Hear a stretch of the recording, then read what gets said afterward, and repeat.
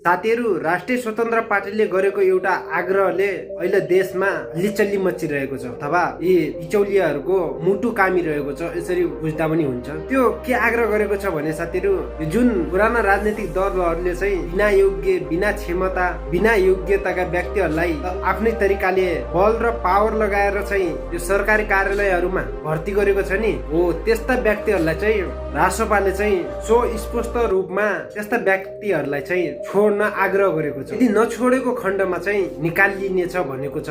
साथीहरू, यहाँ नेपाली जनताले खुसी हुनुपर्ने कारण चाहिँ के छ भने, जब कुनै सांसदले, कुनै प्रधानमन्त्रीले, कुनै कसैले पनि शपथ नलिँदै सरकारको व्यवस्थापन नभई यस्तो खतरनाक र यस्तो डेन्जरस र यस्तो जनहितको निर्णय गरेको छ, जब सरकारमा जान्छन् तब कस्तो निर्णय आउला भन्ने अहिले सर्वसाधारण व्यक्तिहरूको मनमा एक प्रकारको कौतूहलता रहेको छ। साथीहरू, हाम्रो रवि लामिछाने दाइले ठ्याक्कै उल्टा गरिदिएको छ है। अब चाहिँ यी आसे पासेहरूलाई, यी राजनीतिक फोर्स पावर लगाएर गएका व्यक्तिहरूलाई चाहिँ निकालेर चाहिँ अब चाहिँ योग्य, क्षमतावान र अनुभवी व्यक्तिहरूलाई चाहिँ हाल्ने अथवा राख्ने भन्ने कुरा आएको छ। यो आफैमा एक प्रकारको सर्वसाधारण व्यक्तिहरूलाई एकदमै राम्रो कुरा हो। साथीहरू, यो जतिको राम्रो कुरा अरू के नै होला।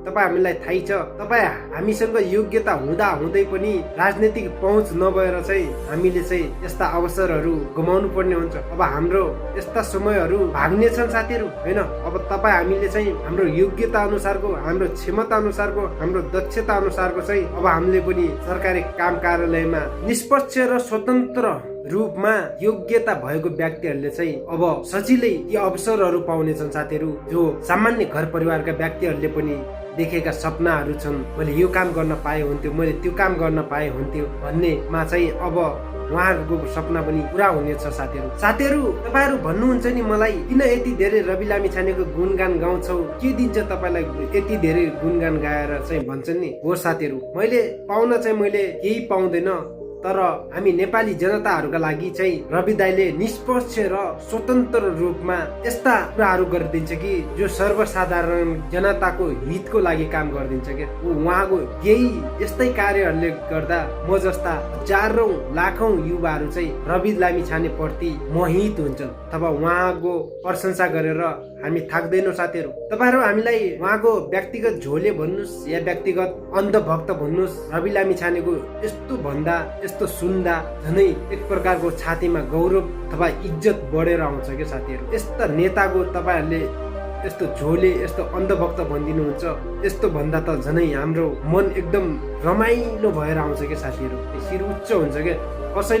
कसैले मलाई त रवि लामिछानेको अन्धभक्त, रवि लामिछानेको झोले भन्दाखेरि मलाई त एकदम गौरवमय लाग्छ के साथीहरू। किनकि म यस्तो व्यक्तिको प्रशंसा गर्छु, म यस्तो व्यक्तिको बारेमा कुरा गर्छु जो व्यक्ति लाखौं जनताको मन जितेको छ, लाखौं जनताको हितको लागि काम कार्य गर्छ। त्यसैले साथीहरू, अब हेर्दै जाउँ, जब सरकारै नबनेको, सरकारकै व्यवस्था नभएकै समयमा चाहिँ यस्तो आग्रह अथवा यस्तो आदेश आयो भनेपछि अब जब उहाँको सरकार बन्छ तब कस्तो होला के देशमा, होइन? यी बिचौलियाहरूको त लगभग सत्यानाशै हुन्छ भन्ने मलाई लाग्छ। आशा छ अझ यो भन्दा पनि धेरै राम्रा काम हुनेछन् देशमा, हामीले सोचेको भन्दा पनि बढी काम हुनेछन् भन्दै आजका लागि बिदा हुन्छु। जय देश, जय रवि दाइ।